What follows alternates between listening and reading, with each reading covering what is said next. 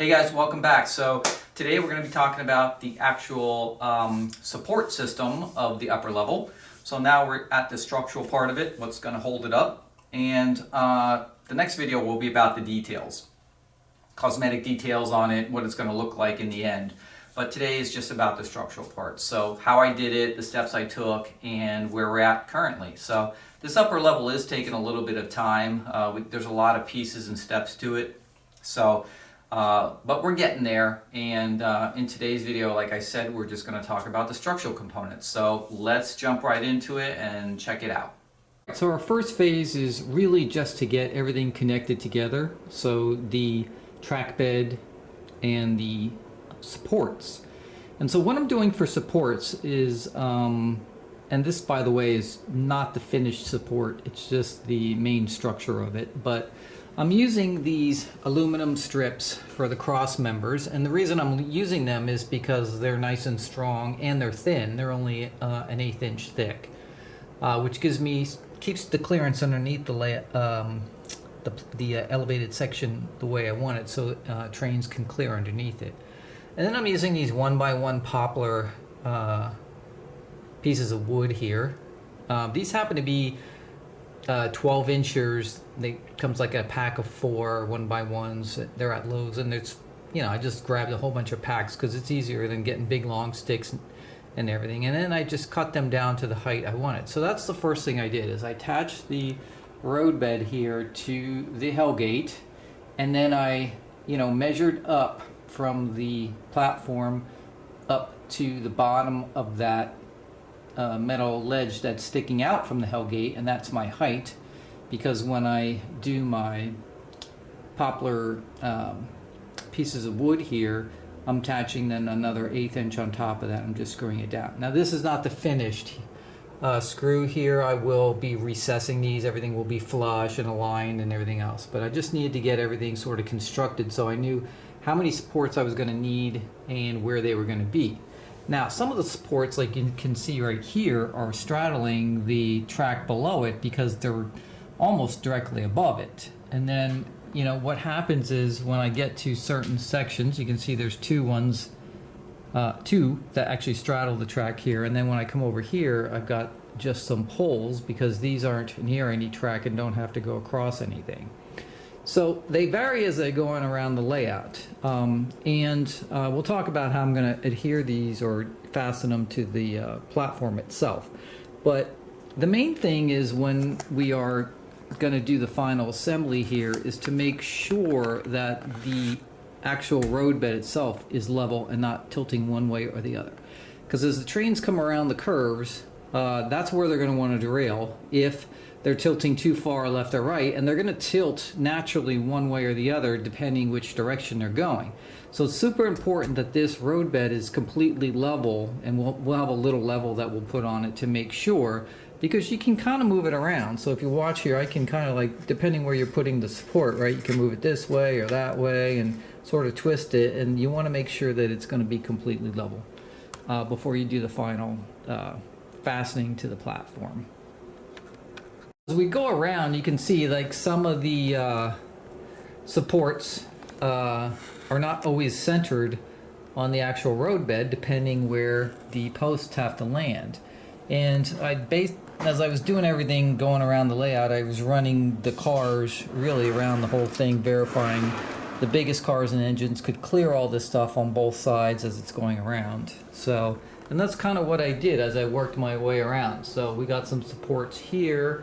When we come in here, we don't need the double supports. We're just going to have the poles, and then there's a support there. Now, on some of the supports, like this one back here, you can see I don't need it to be this wide like this. What I did is I just created a whole bunch of these supports. I like pre-made them, so I was ready to go. And I'm just putting them in the position where I need a support. But what'll happen is I'll pull these together. So those vertical posts will come in closer to the road bed at the top, because I don't need it to actually straddle anything, and it's taking up a lot of space unnecessarily. So they're going to vary. Their width is going to vary as I go around the layout. So that one I can pull in. You can see this one right here I can pull in. And then I have some single posts here. And then I got another one here. This can be pulled way in. Same thing with that one. And then over here I do have to straddle some track. And so I worked my way around the whole layout until I got to the other side of the other Hellgate, and then I fastened it over there. So that's where we are right now. So everything is fastened between the pieces of the road bed here itself. They're all fastened together with those 1/8 inch aluminum pieces, those plates I cut. And then I pretty much made sure it was going to go around and everything was going to line up, which it did, luckily. And then I have all the supports where I think I'm going to need supports. Now, like I said, these are not going to be the finished look of these supports, but these are the main structural part of them. As far as fastening it to the platform, I'm going to use the same thing I kind of used for the Hellgate bridge supports, which are these double ended fasteners, these studs basically. One is a wood screw and one is a threaded connection, and that's going to go down through the layout, and then I'm going to use a nut and washer to fasten it and pull it down tight to the platform. It'll be super tight. The other thing that's going to allow me to do is if I want to, like let's say I need to raise an end here on one of these things and I need to have it up a little bit or something, I can put a washer right below this, like to take up that space and raise it up or down, so that I can make sure that the roadbed is completely level as it's going around the layout. So that's going to be a lot of work. We got to start at the bridge and then start at the first one, mark everything on the top here, drill a hole, and then make sure we get these studs drilled into the two supports. Put it down, put the nuts on, fasten it all up, and then you got to level it out and make sure everything's perfectly level. And I'm going to have to go around one by one as I go around the layout doing that whole thing. And what we're going to do is we're just going to get it all pretty much finished as far as the level goes. Make sure that when we do the final finish on it, that it'll all go back together the same way. So we've taken it apart once, right? We put it back together today, got everything fastened. Now we've got to do it again. We got to get the posts fastened to the actual platform. Then we'll take it apart one more time because we have to do some finish work on the actual supports. Because we're not just going to leave them wood and these strips like this. So we have an idea that we're going to use for these that we're going to do.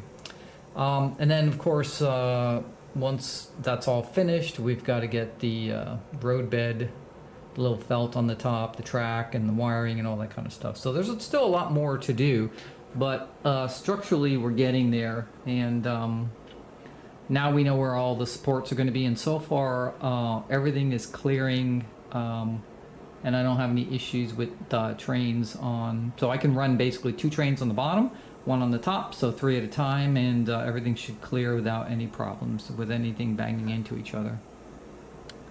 Next phase is to actually take every single one of the piers that we created.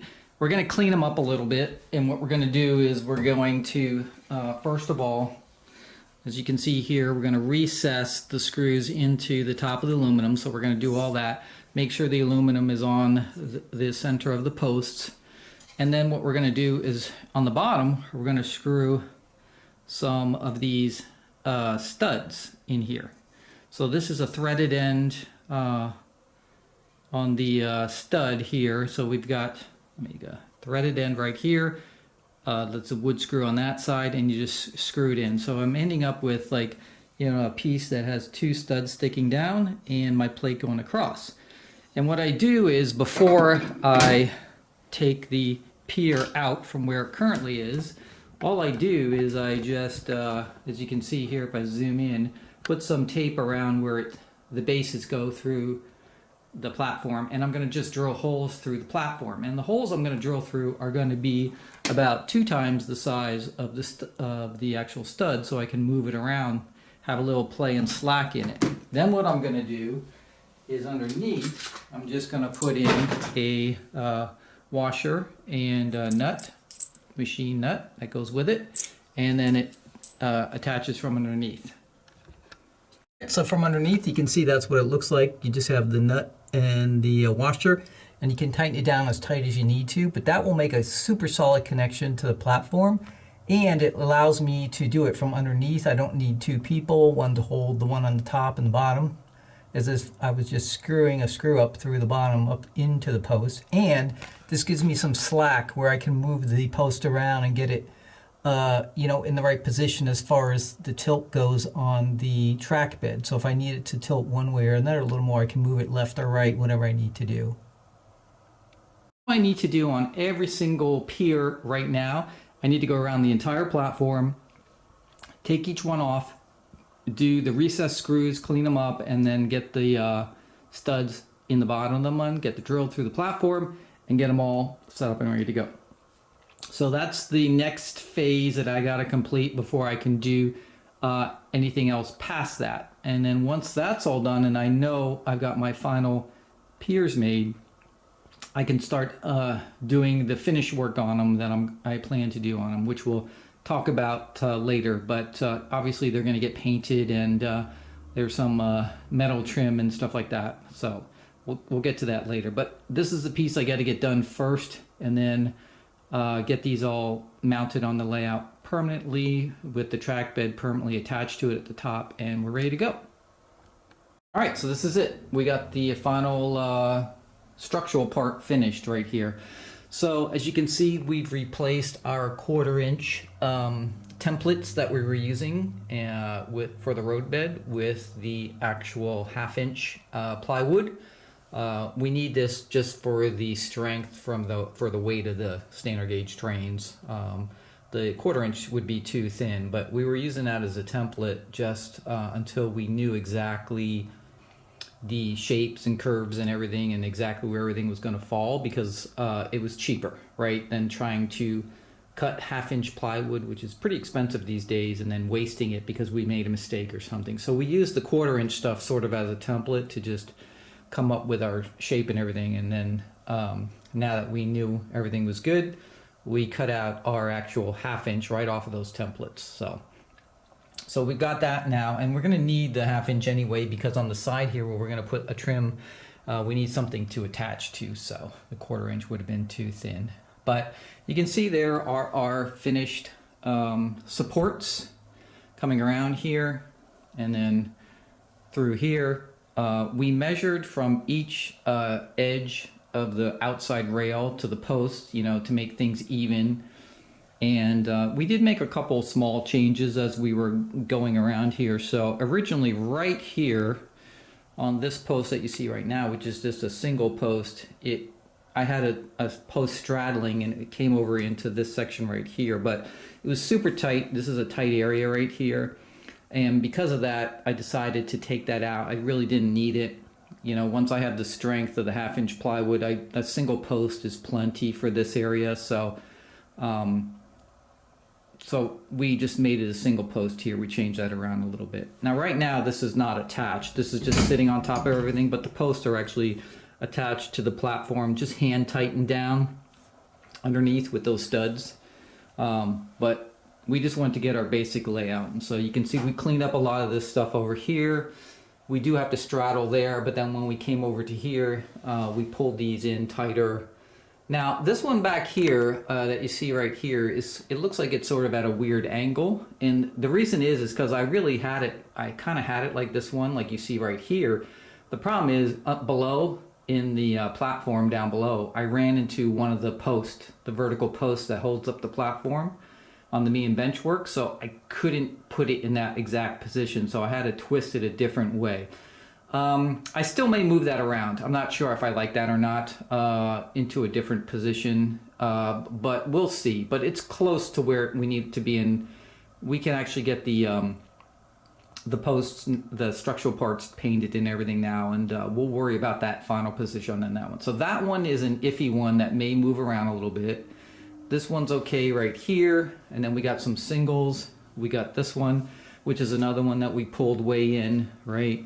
And then this one right here, we have sort of the same issue where it's not anything underneath the layout that's obstructing it. It's just that we have a really tight space right here between this curve and the post. So if I twist it this way, right, so it's kind of like in the same direction as this, we're really close to the rail, in which I don't want to be.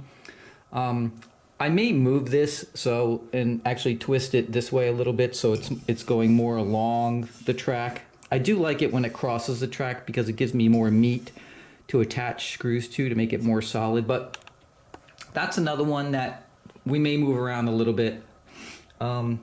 Because if we leave it like this, we got this little corner sticking out here, and I think I want to move that or something, so we'll see. But that would be the second one that we might adjust a little bit.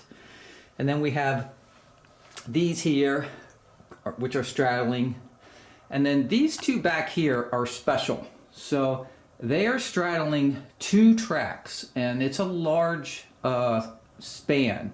So what I did on these is I actually used a little heavier of the aluminum. So what I did is these are actually not 1 inch wide, these are actually 2 inch wide aluminum plates, and actually if you look underneath you can see they're actually doubled up to make them super strong. So I actually used nuts and bolts on those to fasten the bottom plate, so it makes them super stiff, and they can straddle now those big gaps right there, because in the back right here, because of the way the tracks are coming around the curves there, I've got double tracks, and in order for the posts, the trains not to hit the posts, I really need to pull them out pretty far. So those 2 are unique, and then the 2 in the back here are just standard, just like on the other side of the Hellgate. So yeah, so that's pretty much it. So we got it all set and ready to go, and we did all the cutting and everything, and that's all out of the way now at least. So our next step is going to be actually, before we can do any more work, is to actually take all these supports out and get them painted. And so we kind of have to wait because the weather's not been cooperating lately. It's been pretty cold here in the Northeast, so hopefully it'll warm up soon and we get these painted. And we're going to use another one of those Behr paints, those spray paints that I found. They have one called Luck of the Irish, which is a green, a dark, like forest green one. So we're going to paint all the supports in that, and then we have some extra sort of detail that we're going to add to them to make them, I think, kind of look pretty cool instead of just plain blocks. So I'll show you that the next time that we're back together looking at the video. But yes, we got a lot done. These are all, like I said, already bolted to the platform, so we have all that drilling, all putting the studs in. It was a lot of work, and now we're ready to start sort of the finish work, and then we can, once we get them painted and actually permanently mounted and bolted down to the layout, then we can actually screw the track bed actually onto the supports and get everything 100% solid. And then we'll finish off with all the finishing work before we start laying the track. Hey guys, well that's going to be it for today's video on the upper level structure. So hope you enjoyed it and maybe you got some tips from it on how to do it on your layout. As always, make sure you subscribe, hit that like button, put your comments down below, let me know anything about this video you want to comment on. And as always, thanks for watching. I will see you guys next time. Peace guys.